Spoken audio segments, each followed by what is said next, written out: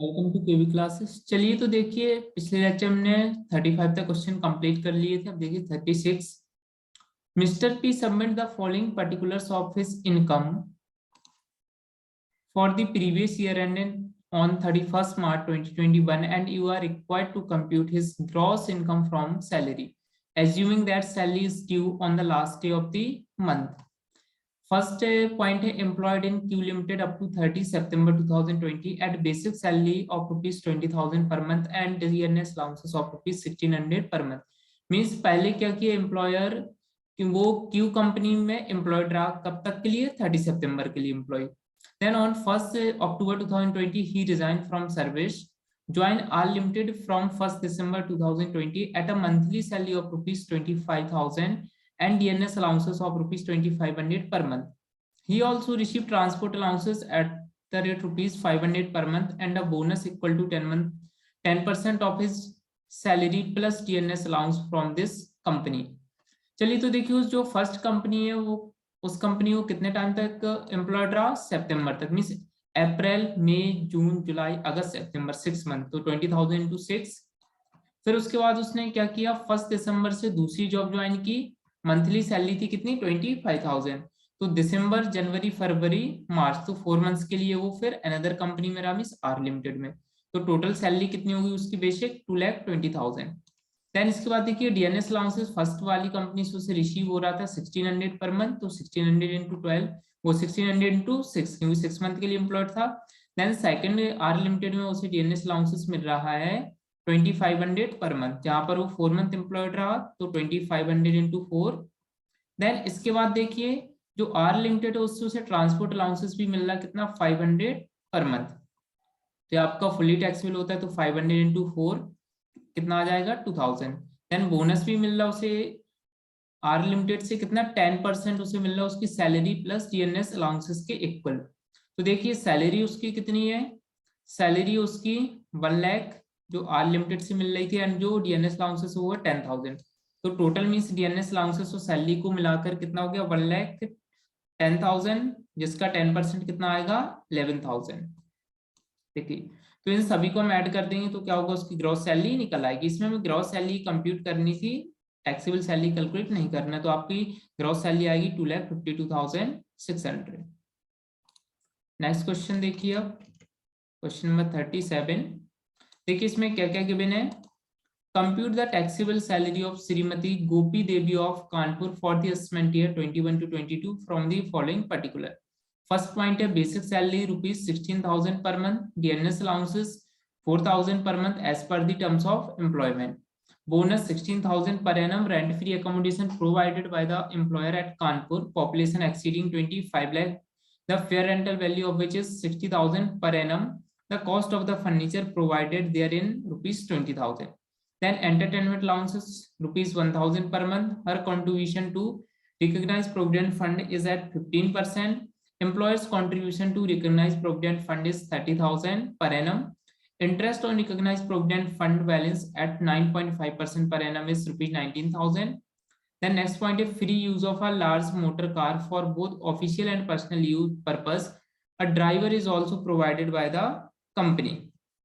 देखिए तो यहाँ पर क्या क्या है, सबसे पहले बेसिक सैलरी कितनी थी, 16,000 पर मंथ, 16,000 इंटू 12 आ जाएगा आपका 1,92,000। फिर डीएनएस अलाउंस रिसीव हो रहा था 4,000 पर मंथ, तो 4,000 इंटू 12 48,000 हो जाएगा। इसके बाद बोनस रिसीव हो रहा था 16,000 पर एनम, तो 16,000 बोनस आ गया। देन रेंट फ्री अकोमोडेशन, इसका हमें वैल्यूएशन करना पड़ेगा।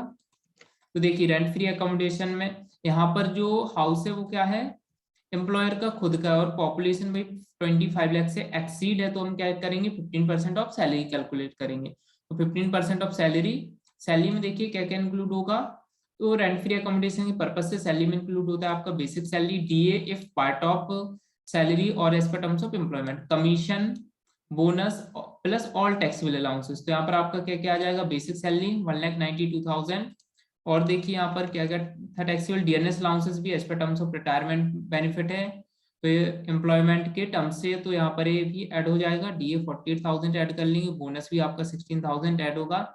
एंड एंटरटेनमेंट अलाउंसेस कितना रिसीव हो रहा था, 1,000 पर मंथ, ये भी टैक्सेबल, तो 12,000 इसका भी ऐड हो जाएगा। तो देखिए सैलरी टोटल कितनी हो जाएगी, 2,60,000 28,000 रेंट फ्री अकोमोडेशन के पर्पज से, देन इसका 15% निकलेगा 40,200। देन इसमें हम ऐड करते हैं कॉस्ट ऑफ फर्नीचर जो भी हो उसका 10%, तो फर्नीचर की कॉस्ट का हमने 10% ऐड किया, तो 20,000 का 10% आपका 2,000 आया। तो जो total taxable value rent free accommodation की वो आपकी आ गई है 42,200। चलिए, तो इसके बाद देखिए अब क्या गिवन है, और एंटरटेनमेंट अलाउंसेस भी हो गया हम लोग का। हर कंट्रीब्यूशन टू आरपीएफ, तो एम्प्लॉय के खुद के कंट्रीब्यूशन का हम कुछ भी नहीं लिखेंगे। Then employer contribution to RPF is 30,000 per annum. तो एम्प्लॉयर का कंट्रीब्यूशन होता है जो आरपीएफ में, वो कितना एग्जाम्प्ट रहता है, 12% ऑफ एम्प्लॉय सैलरी। तो यहाँ पर हमें कैलकुलेट करना पड़ेगा कि एम्प्लॉय की सैलरी से किस 12% सैलरी से ज्यादा तो कंट्रीब्यूशन नहीं है। देखिए इसका हम कैलकुलेशन करेंगे। तो 12% ऑफ सैलरी क्या होता है, एग्जाम्प्ट होता है।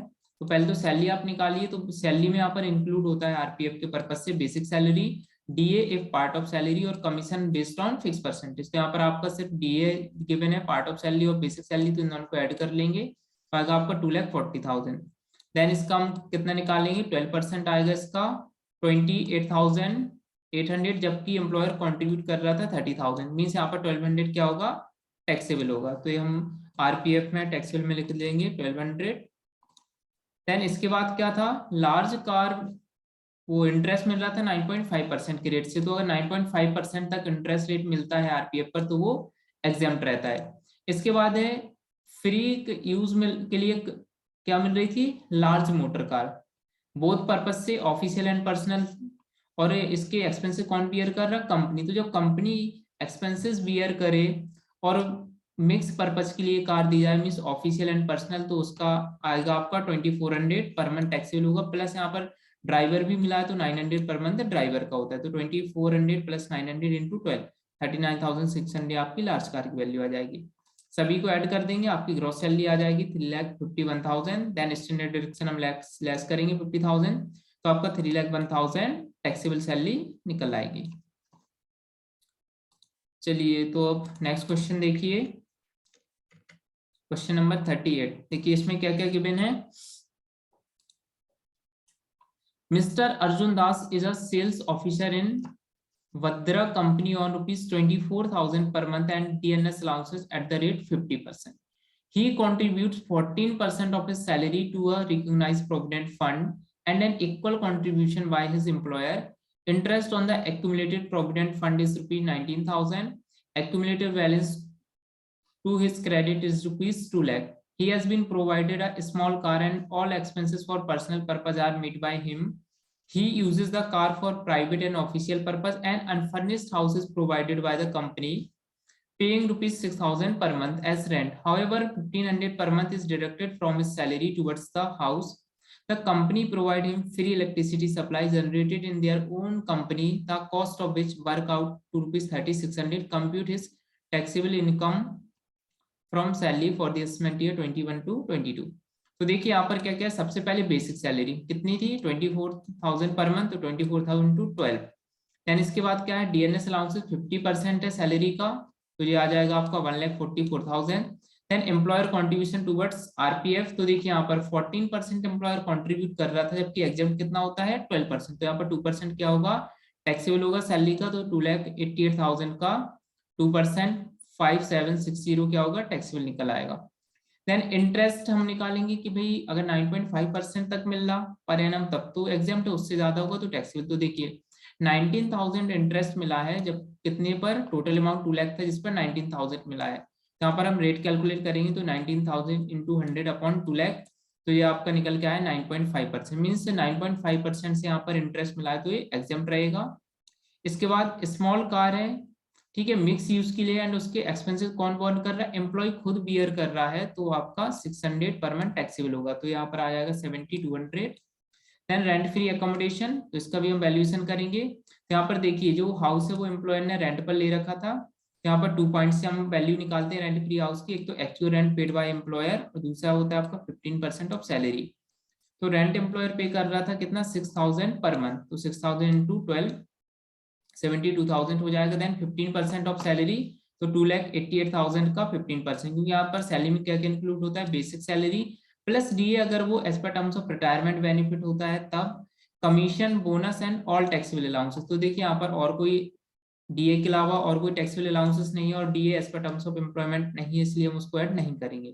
तो सैलरी आपका 2,88,000, इसका 15% कैलकुलेट करेंगे तो आएगा आपका 43,200। तो दोनों में से जो भी लीस्ट अमाउंट होता है वो आप टैक्सेबल होगा। तो यहाँ पर दोनों में से लीस्ट मीन्स लोअर अमाउंट है 43,200। साथ में यहाँ पर क्या हो रहा है कि भाई एम्प्लॉय की सैलरी से डिडक्ट भी किया जा रहा है 1,500 पर मंथ, तो उसका डिडक्शन मिलेगा तो हम लेस कर देंगे। पेड बाय एम्प्लॉय 1,500 इंटू 12 18,000 आ जाएगा आपका। तो इसको माइनस करेंगे तो आपका टैक्सेबल वैल्यू आएगा रेंट फ्री अकोमोडेशन का 25,200। तो यहाँ पर नोट डाउन कर देंगे हम। देन इलेक्ट्रिसिटी चार्जेस जो कंपनी ने बॉर्न किए हैं एम्प्लॉय के लिए वो 3,600, तो ये भी उसका टैक्सेबल अमाउंट होगा।